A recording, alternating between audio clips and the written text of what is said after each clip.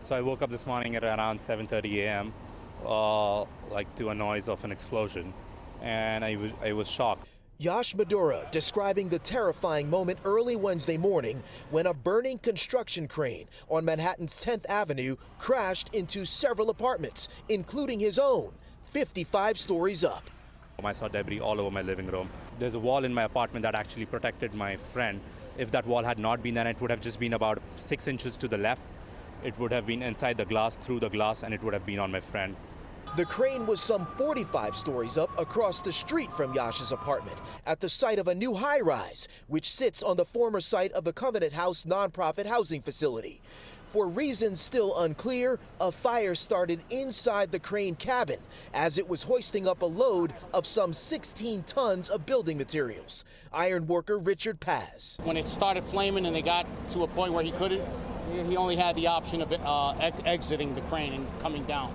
You felt the building shake, you heard the explosion. Paz says fellow construction workers immediately began clearing the street below, moments before the crane and its bucket crashed to the ground. Them stopping traffic saved lives. Fortunately, no one died. Mayor Eric Adams. Why we're so lucky is not only the boom falling to the street, but all of that concrete could have struck civilians, and this has spread out throughout the area here. So we were extremely lucky.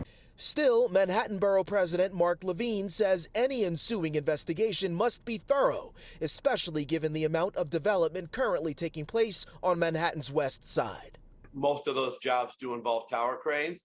Thankfully, this kind of catastrophic incident is really quite rare, but even once is too much. So we've got to look now at whether the existing safety protocols were followed.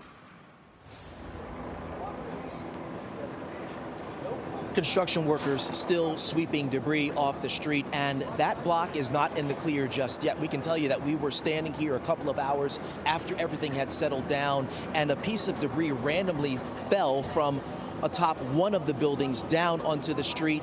This area will remain blocked off. As for the residents of 555 10th Avenue, where Yash lives, he's telling us that management is telling residents that they're holding off on letting anyone who's displaced back in until they get clearance from the DOB, the buildings department, and the fire department.